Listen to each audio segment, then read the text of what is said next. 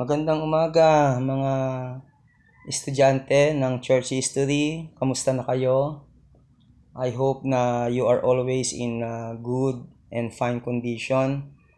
So we will continue our study about the survey of church history, and we are discussing about the fundamental change in belief and practice. And last time we discussed the significant belief changes from the apostolic age, no? So that is the development of the sacramental system, the baptism and penance practices, confirmation mass, holy orders, and matrimony. So today we'll be discussing about the changes in the papacy and loss of powers. So basically we will discuss the Inquisition, the evidence of deserters or heretics, more un-Christ-like papal activity, the Babylonian captivity and papal schism, and last, the problems caused by the papal schism. So before we continue with our study today, with our lesson today, let us come to God in prayer. Let us pray. Our Heavenly Father, we praise you and we glorify you, Lord God. Thank you, Lord, for this wonderful day that you have given to us, Lord. Thank you, Lord, for giving us the opportunity to learn more about church history. We ask, Lord God, that you will provide us the revelation knowledge, and we can able to know what is the flow of the church history. And Father, we pray that you will provide us all the information needed for our ministries. Thank you, Lord God, and we want to give you praise and glory in Jesus' name. Amen. So first Inquisition. So you see from this picture the people who are being punished. So sila ay pinaparusahan, hinuhuli, dinadakip ng mga Roman Catholic personnel, Roman Catholic people, priest, and hinuhuli nila yung mga tao na umalis sa Roman Catholicism or mga tao na hindi naniniwala sa Roman Catholicism doctrine. So tinatawag silang dissenters. So yan, ano? So grabe ang pagpapahirap ng mga tao tungkol sa mga tao na hindi naniniwala sa paniniwala ng Roman Catholic. Nakita ninyo ang iba't ibang pamamaraan kung paano pinapahirapan ang mga tao nung unang mga panahon, at nakakalungkot isipin ang nagpapasimula nito ay ang Roman Catholic Church, empowered by the Pope and Bishops. Okay? So makita natin diyan yung pagpapahirap na ginagawa ng mga Roman Catholic. Okay? Yan, ano? So even yung mga babae ay hindi nila pinapatawad, at marami pang ibang mga pamamaraan kung paano pinapahirapan yung mga dissenters, no? So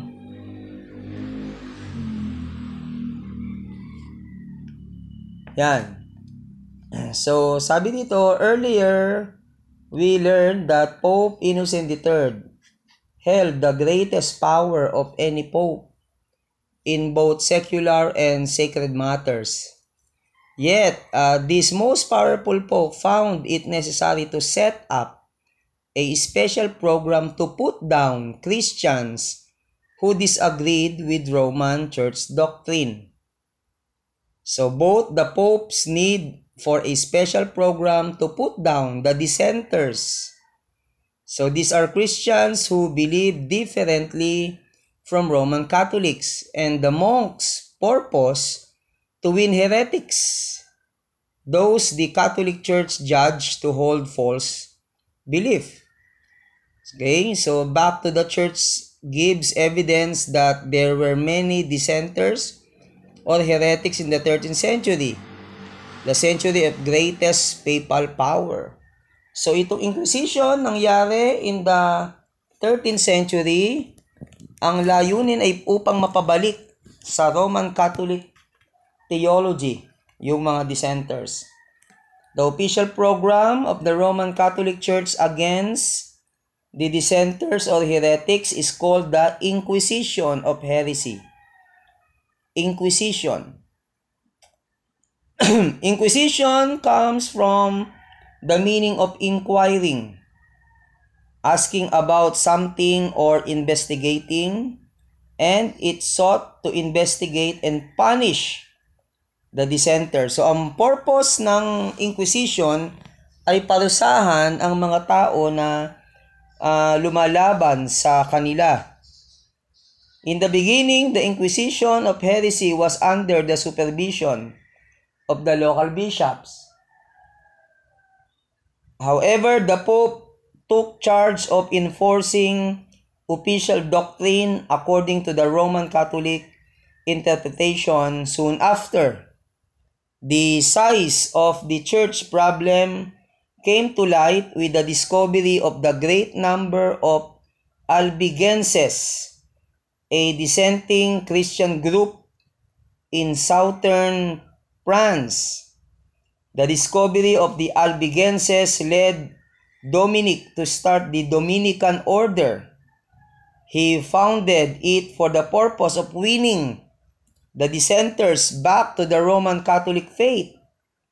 At first, the Dominicans used preaching as their primary method. However, we soon learned that they quickly moved to more terrible and this became more effective method to put the dissenter and heretics down.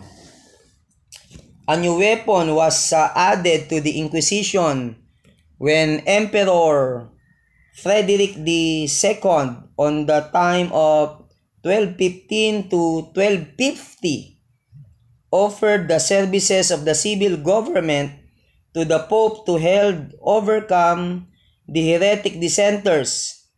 The Pope accepted the opportunity to use the civil government to help carry out the Inquisition. In 1252, a decree of the Pope, and it is called as the Papal Bull. The decree of the Pope was issued directing the civil magistrates to assist in the drive to find and punish heresy. So the Dominican orders had begun their task to bring dissenters or heretics back into the church by preaching, but later they began to use force, which led to the torture. The actual methods used by both civil and church authorities in the Inquisition were so terrible that we have a hard time believing they were really used. Torture was so common that the very word Inquisition implies torture to us today. So torture became the principal method for getting evidence. No person was safe. If anyone accused another person of heresy, no matter what their motive was, torture was used to obtain confession. Under its pain, people would confess to almost anything. In the Inquisition, a method of investigation developed that by its very nature made innocent people appear guilty. Personal creed was brought into the Inquisition where people who accused others of being heretics were promised a part of the state of the one proven to be a heretic. People accuse others for material gain. Christians become very able at finding ways to torture Christians. cynicism and bitterness were fruits matured by the Inquisition through all parts of Europe.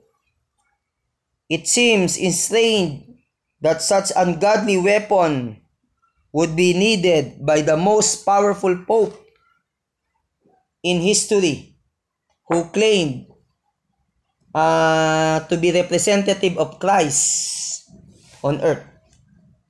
So, the growth and spread of great numbers of dissenters was not the only factor foretelling the great changes were coming. Political changes were occurring too. New rulers who were strongly nationalistic began to develop. These rulers would eventually challenge the supremacy of the Pope over civil government. As a terrible, powerful weapon, the Inquisition could not stop great changes that were to come in both spiritual and secular sphere. So, they used the Inquisition to convert the dissenters into the Roman Catholic members. Okay?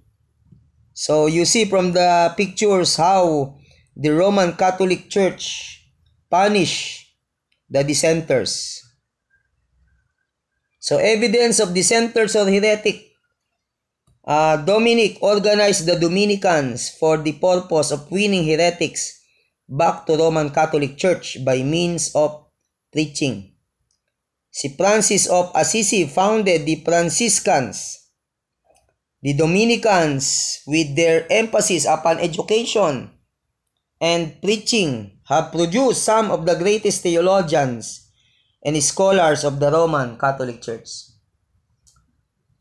So the Roman Catholic Church would not have needed a monastic order to win back heretics unless there were many heretics.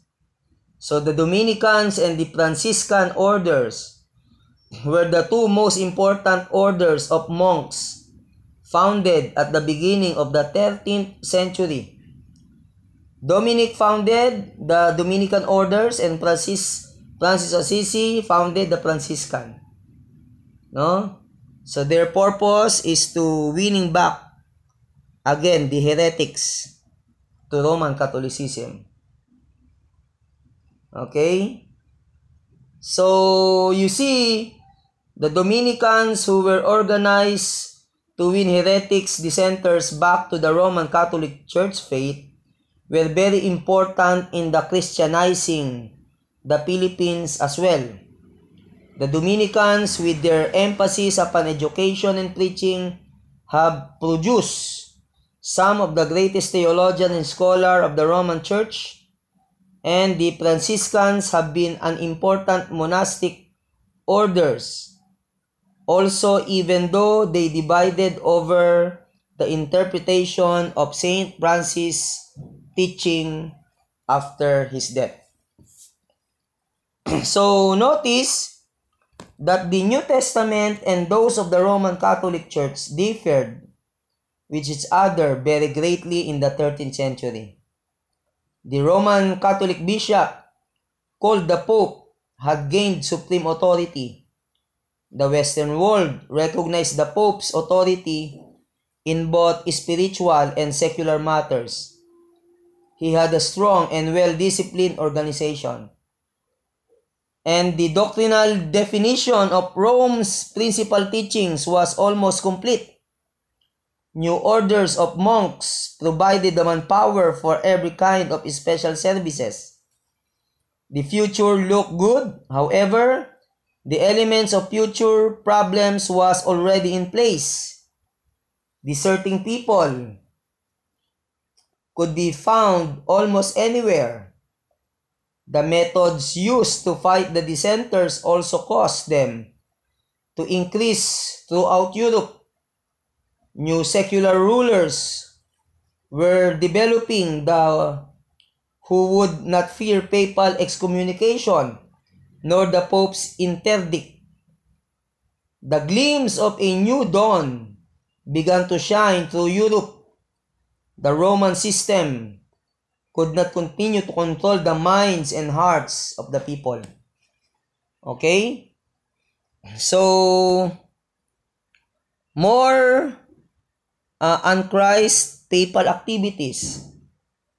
So, makikita natin dito yung crusades and the power of the Pope to na mag-declare ng isang tao ay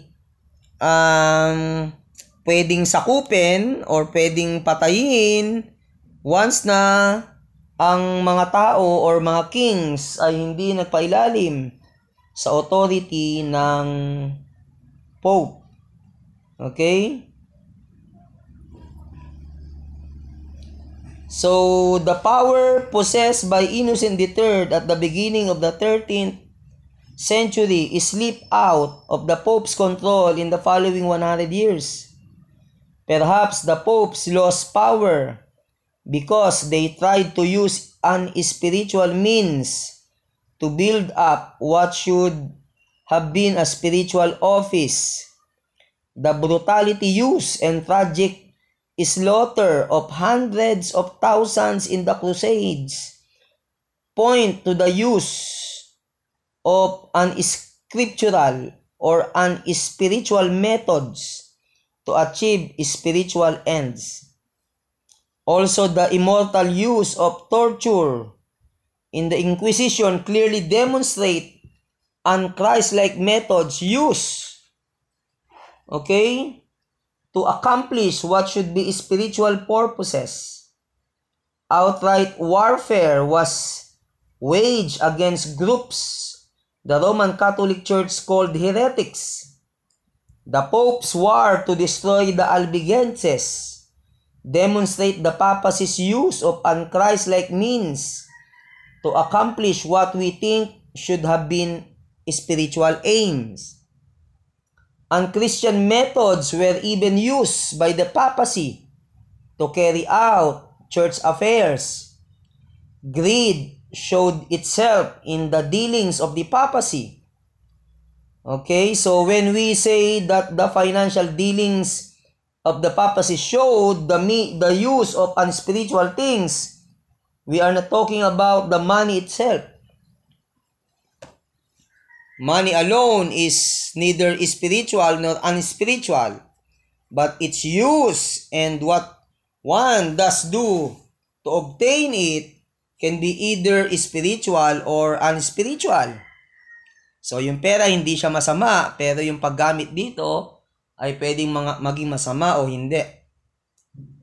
So, the court judgment mocked the idea of justice because of the papacy's desire for financial gain. Nearly every procedure of the Roman Church was abused out of the desire to get money. These statements sound very harsh, but the statements are true. While it is not necessary but that you remember all the means and methods of financial gain used, you need to know that infected the whole system. So the Pope used the following methods in order to gain financial resources. For example, the annates. Annates, this is the gift of the first year's income that a newly appointed bishop had to give to the popes. Okay? Again, I will repeat, annates is the gift of the first year's income that a newly appointed bishop had to give to the Pope. Yan yung annates. Pangalawa, collation. Collations, when an office become open or it was being vacated, the Pope would ship a whole series of bishops to new office.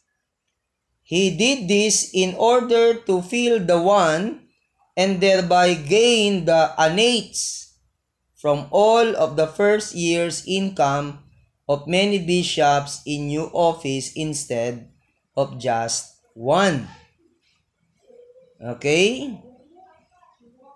Third one, reservations. Reservation, it is the holding of the richest and the best offices for the papacy by saying the Pope was filling that office himself. Of course, he received all the income. No? So, halimbawa, merong isang bakanting posisyon, siya muna ang pepesto doon habang wala pang na-appoint at yung income ng office na yon ay sa kanya mapupunta. Okay? Fourth one, expectations or expectancies. Expectancies is the selling of the right to be nominated for a particular office to the person offering the most money. Okay, again, it is the selling of the right to be nominated for a particular office to the person offering the most money. For example, there are 10 candidates for that office, but only one are to be appointed. So if the 10 will provide or give a big money to the Pope, so that a person will be the, siya yung pwedeng ma-nominate for that position. Okay? Number 5 is the dispensation. It is the excusing of violation against church law for the payment of a sum of money. So, ibig sabihin, kung ang isang tao ay nakagawa ng kasalanan laban sa aral at doktrina ng Roman Catholic Church, pagka binayaran niya yon, ay hindi na siya mapaparusahan. Maliligtas na siya. Okay? And the sixth one, you already know almost of this. The indulgences, the selling of pardons for temporal sin. So, ang mga taong makasalanan ay bumibili ng indulgence para sila'y mapatawad. Okay? Kasunod is the simony. Ang simony is the outright sale of an office of the church. Okay? The outright sale of an office of the church.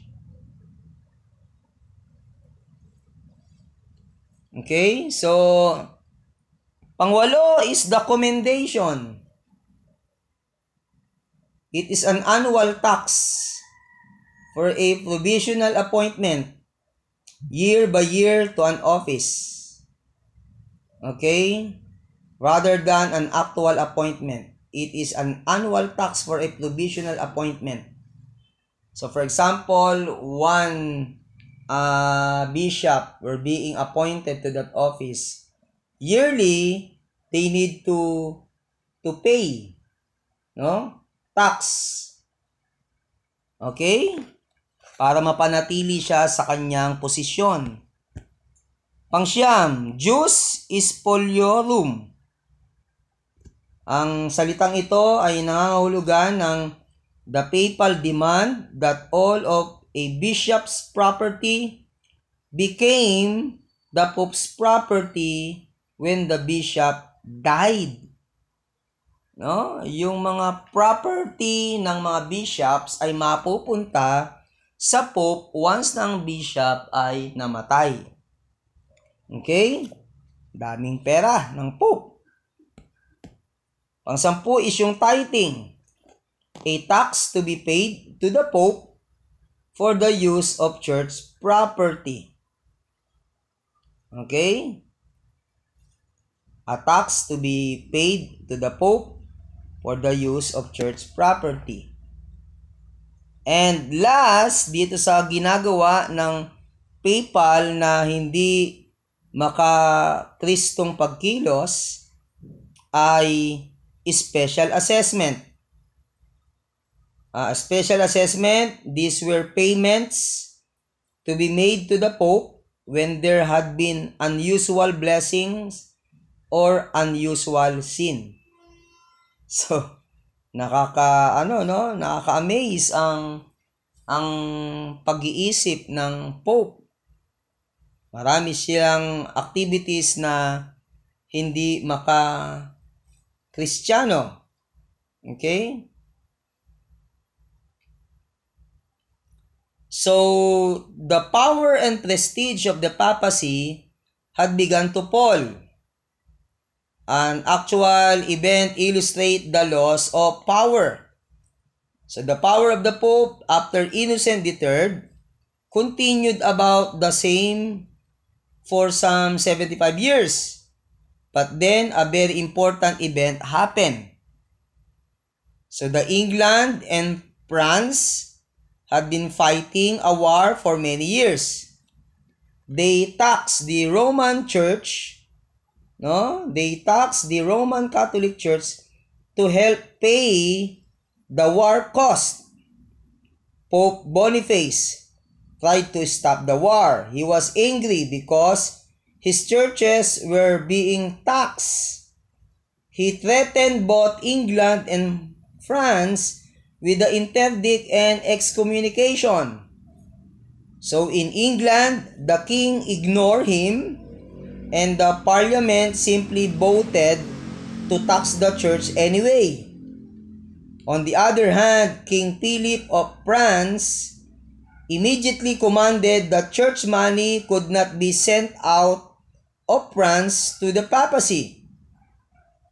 So now, disturbed by this response to papal action, Pope Boniface decided to bribe King Philip with his spiritual power. He made Philip's grandfather a saint, his spiritual bribe, however, was not successful. When Boniface saw that his spiritual bribery has failed, he returned to an outright attack against King Philip. In 1302, he issued a decree, and it was called as a papal bull, which excommunicated Philip and placed France under the interdict. This famous decree clearly stated that every man must obey the Pope or lose his salvation. That is the edict, So Philip's response seems very amazing when we remember that what had happened in the past. He simply captured the Pope and put him in prison, where he died the following year. Boniface's failure at the first part of the 14th century to control Philip of France shows us the great loss of papal power and prestige that had happened since Innocent time, the first of the 13th century. So here we can see, because of the unchristlike papal activity, the kings, ay nagkaroon sila ng kaisipan na hindi dapat sila magpasakop sa kapangyarihan ng Pope. Kaya yung France at saka England ay nasa Reformation side. Nasa Reformation side. Kaya ang ano nila doon ay Anglican. Style Catholic, pero ang teaching ay Protestant. So let's continue. Babylonian captivity and papal schism. Ano naman yung nag-transpire dito? Okay, the control of the French over the Pope and the papal schism. Okay, so these are the two things na pwede nyo i-consider dito sa tinatawag na Babylonian captivity and papal schism. So the papacy had struggled many years to gain strength over both church and state. Innocent III had the greatest success in gaining this strength. Okay, so we find the church control over the church lost in Boniface's time. His imprisonment by the King of France might be seen as a prophecy of what was going to happen to papacy in what has been called the Babylonian captivity. Okay, so ito yung istorya ng Babylonian captivity sa Roman Catholic. Okay, the Pope that followed Boniface lived only 9 months after his election. King Philip of France influenced the election of the next Pope. During Philip's rule, the papal headquarters was moved from Rome to Avignon, France. During the next 70 years, 7 French popes filled the office of the papacy. This period of time has been called the Babylonian captivity of the papacy because 70 years was the Pope came from France and it was controlled by the King of France. Since the papacy were appointed under the influence of French kings, lived in a French city and were Frenchmen, we can well believe that believe that the time called the Babylonian captivity was a period of French control over the papacy. Okay, again, I will repeat, it was called the Babylonian captivity because the French king has control over the popes. So, we can note that this period of time under French control lasted for 70 years as Judea was kept in captivity for 70 years by Babylonian, held captive in Avignon, France, and under French king's control. The papacy had fallen to a very low level of power and prestige by the beginning of the 14th century. It was a rather strange thing that the Roman Church would have its headquarters in Avignon, France. Okay? So we can notice, was it a problem that the head of the church, okay, would be so much under the control of one nation?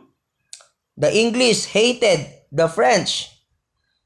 How would they accept the fact that their church was under the control of their enemies? The developing nationalism of the time reacted against the French control of the papacy. In trying to solve the problem of the Babylonian captivity, the Roman Church slipped into a worse situation, and it is called a papal schism. So at the time, a papal schism was developed. So schism means separation or division.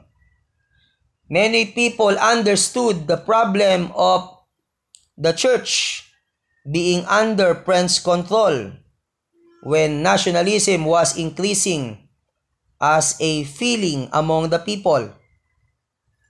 So finally, one pope agreed to return the papal office to Rome, and he returned there to die. So what the College of Cardinals did?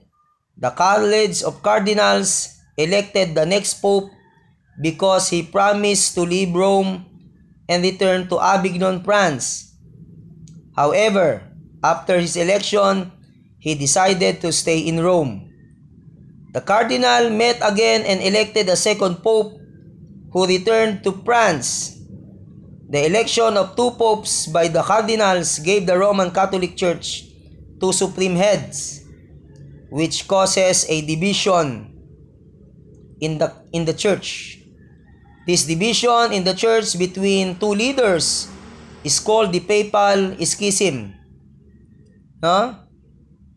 And this happened in the time of the end of the 14th century.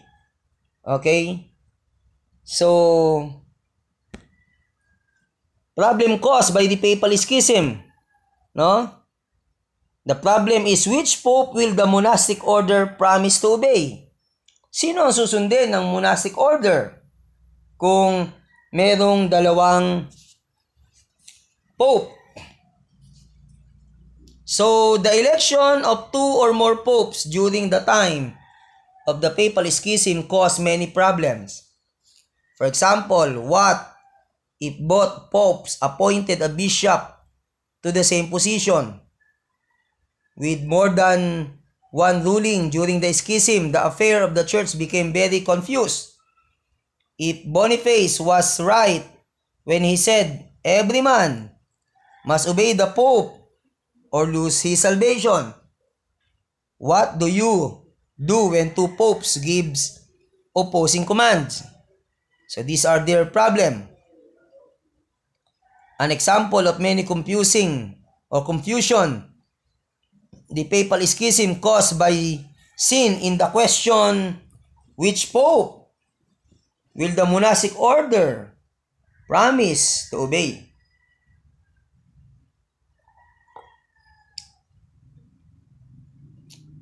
So we remember that because of the Cluny reform, the monastic order came under the direct control of the Pope. Therefore, two duly elected popes confused real problem of allegiance for the monastic order. So the fact that one nation, France, faced its power in the Babylonian captivity, and the Papal Schism demonstrate how political power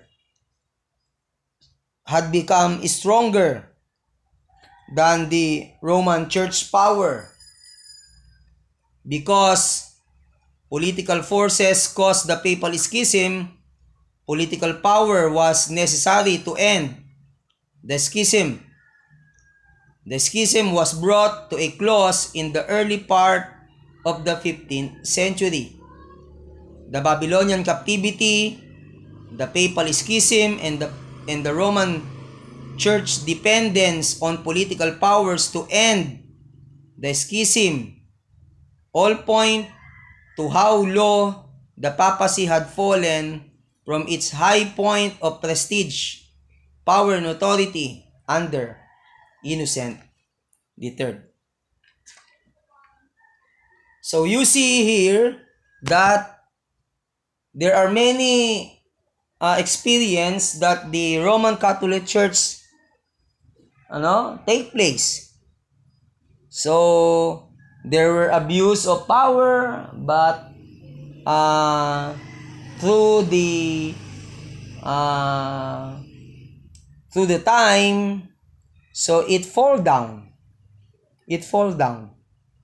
Bumagsak ang kapangyarihan ng Roman Catholic Church. But still, yung kanilang doctrine and practices ay nangingibabaw pa rin, at ito'y dala-dala pa rin natin sa ating panahon ngayon ng mga tao na naniniwala sa Roman Catholicism. Okay? So, there are lots of things that happens in the Roman Catholic Church. So the 15th century is coming, and so the Reformation is going to arise. Okay? So if you have some questions, you can personally message me, or you can ask me in our chat group para malaman ng mga kaklase ninyo ang inyong tanong at masasagot natin. Okay? So this is all for today.